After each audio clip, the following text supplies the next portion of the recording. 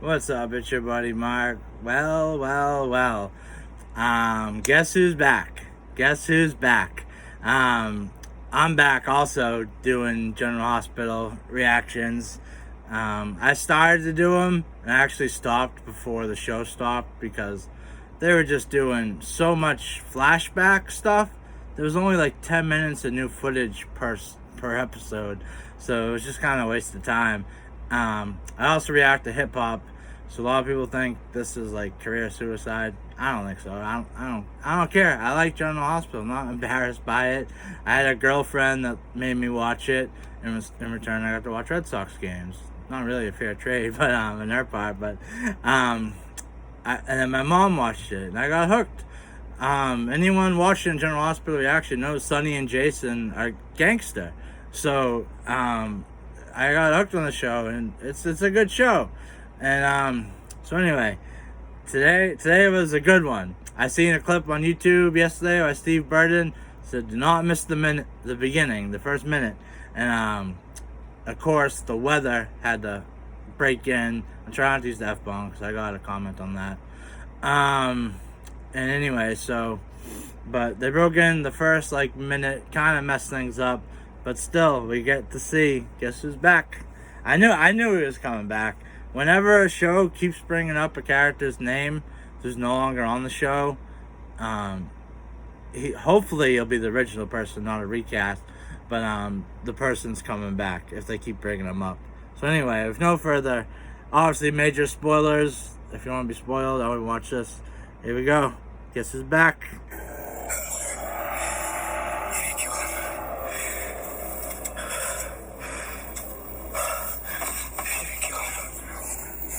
We missed the first minute. See, I didn't kill him. He obviously just woke up from a bad dream. Him, though, surprised me because I would have thought he would have a dream about killing Lulu.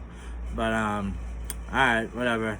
So, he looked like he's in a little cell, man. Yeah, it's not bars, but that's besides that, it's a cell. Poor guy, I feel bad for him. I feel so bad for him. I may not always know. Okay. I'm not gonna show everything because otherwise, why would you watch this? You just go watch the show. So, Ned and Olivia, they're arguing a lot because of Dante. And Ned, he's a bastard, kind of trying to take over ELQ from Michael. Michael's going through all the shit, the custody battle, trying to take care of his son, being a better father. Actually, Ned doesn't have any real kids. Oh, he has Brooklyn, who he treats like shit. Well, she does deserve it a lot, and she's in this episode big. But Ned's never really been a big father figure. I don't know.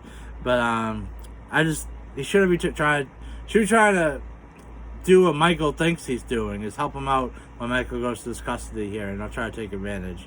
Anyway, so speaking of Brooklyn, she's at the Metro Court arguing with that sleazy director, asking who he sold his ELQ stock to, and then Valentine comes and reveals himself. And then Cyrus, he shows up at General Hospital talking to, I forget her name, but Trina's mom. I do not trust her. I don't know, I just have a feeling. Cyrus is always trying to talk to her. It's almost like they're maybe talking with someone else, then when someone else gets close enough, they switch conversations. But he's been showing up at General Hospital a lot. I don't trust her. And then Laura's there, and then we get to the good stuff. There's a good one. I can't stand Nell's lawyer because they had Nina on the stand. That's how they left things for us to wait for months. With the big end was Nina showing up in the stand. And anyway, so the lawyer, he's talking and talking. I was so happy Diane objected, because it's like he wasn't asking her a question, and that's what Diane objected to. And then Nina first, she came out and said, yes, Nell's been a good employee, blah, blah, blah. But then she said, but she's just a big liar. And that shocked me. I thought Nell had fooled Nina. And I loved it that Nina told the whole courtroom that. I was so happy because I hate Nell. Nell is a bitch. And I know I've got comments to ease up in the swearing, but I'll never not call Nell a bitch. I'll try to ease up in the F-bombs, but no guarantees. Anyway, so there goes the commercial. And then this is too good not to show you. Usually I just talk, but I'll show you just Nell. Oh, there's poor Dante in his little ass room. I feel so bad for him.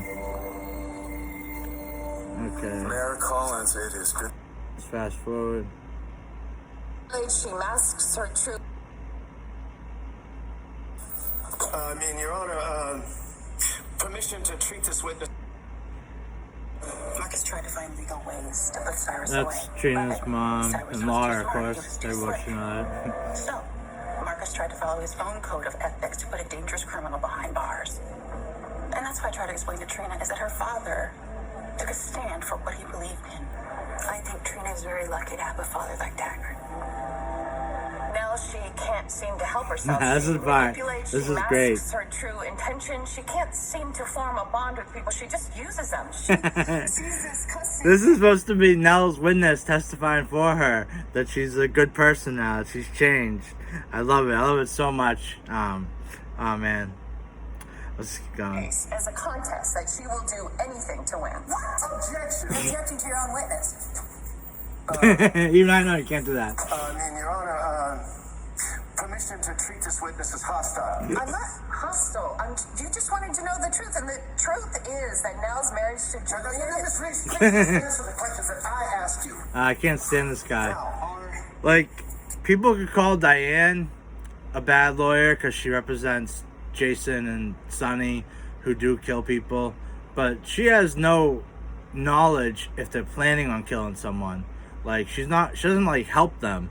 Where he lured Ava up, he told Ava, Valentine wants to see you, up on the top deck of Windermere, and she went up there, and the lawyer knew Valentine was going to push her off the cliff. So like Diane would never do that for Sonny or Jason, set someone up to be killed.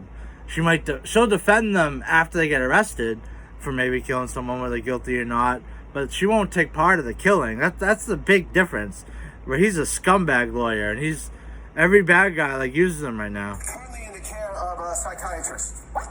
No! No, but you have been committed to Shady Brook several times. have you not? Objection, Your Honor. Ms. Reeves is not on trial here. Sustained. Yep. Counselor, that will be quite enough. No further questions. Ms. Reeves, before you were so rudely interrupted, what were you going to say? Nell married Julian to shore up her case for custody. She I love found it. out that I love Michael it. and Willow got married, and she wanted to be on equal footing. She doesn't love Julian. She's using it. Oh, objection. How can one person know what's in another person's heart? I know it because Nell made it very clear that This- she blackmailed Julian. I was not into expecting marrying this. her. First time in a while the show shocked me like this. Well, I mean, it has been on for a while, and before that, they weren't that good. But yeah, like, they shocked me. Like, I wasn't expecting this. Or needing to go off and tell, I don't know, it shocked me. And what makes it better is it's Nell's witness. What's your angle? I want to get back to the Nell part. Well, a savvy investor like you doesn't want little pieces of ELQ. You need to acquire a major block. She's a little smart.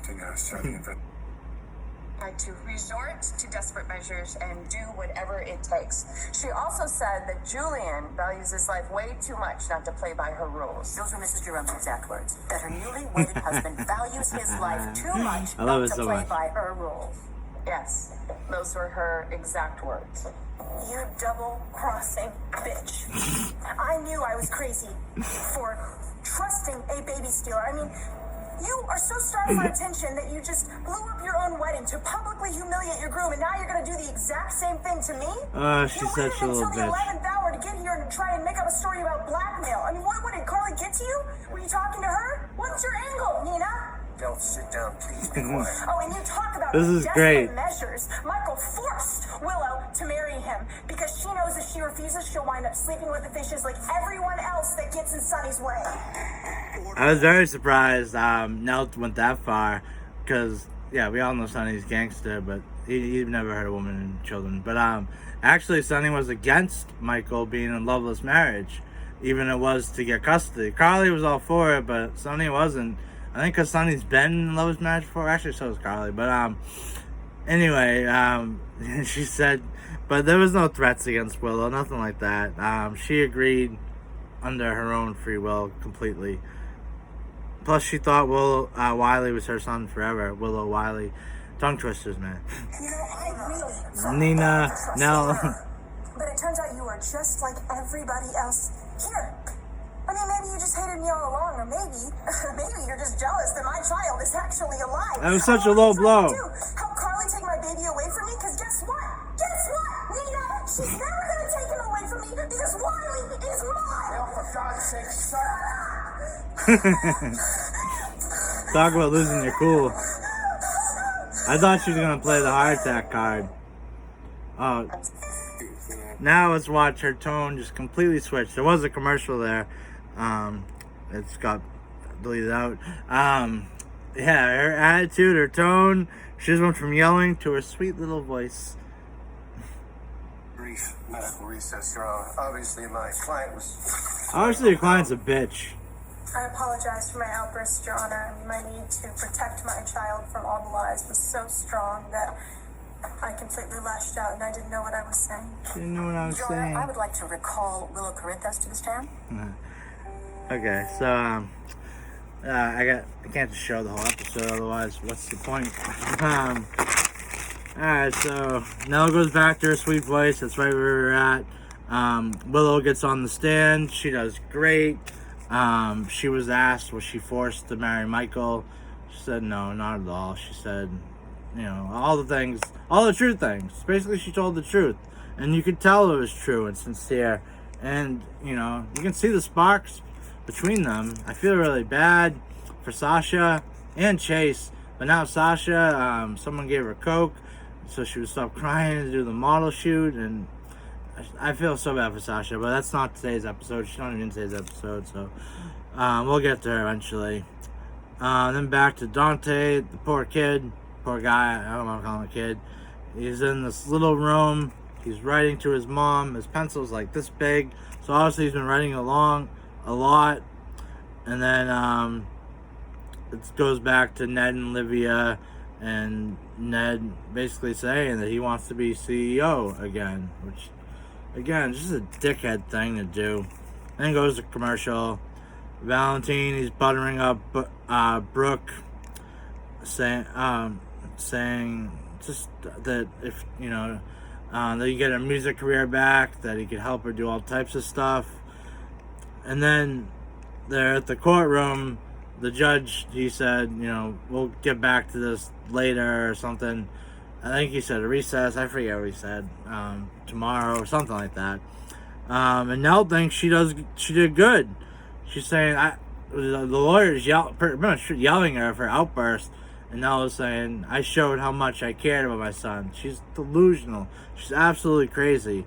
The fact that she shouldn't even be in a custody battle. And then more Cyrus and Laura. Laura sees them talking to, looks like, from what I could tell, maybe the owner of General Hospital. We never introduced this character before. But then Laura sees them talking.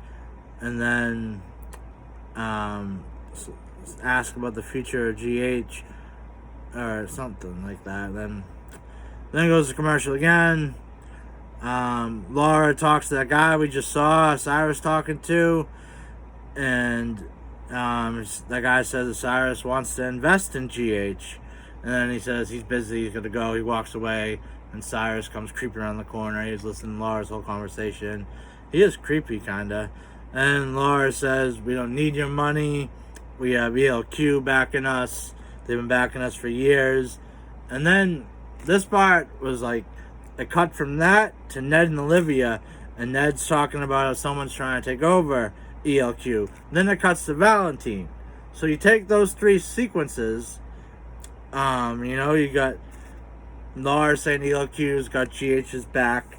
to Ned talking about someone trying to take over ELQ, to Valentine, who is the person trying to take over ELQ. So maybe Valentine and Cyrus are working together. I don't know. It seems very obvious that Cyrus knows GH is gonna need some money help coming up, and more Valentine. He's buttering up Brooke because he told her he has the shares, and he doesn't want her to tell her dad, Ned, because then Ned would know Valentine's the person after ELQ, and that would fuck up his plans.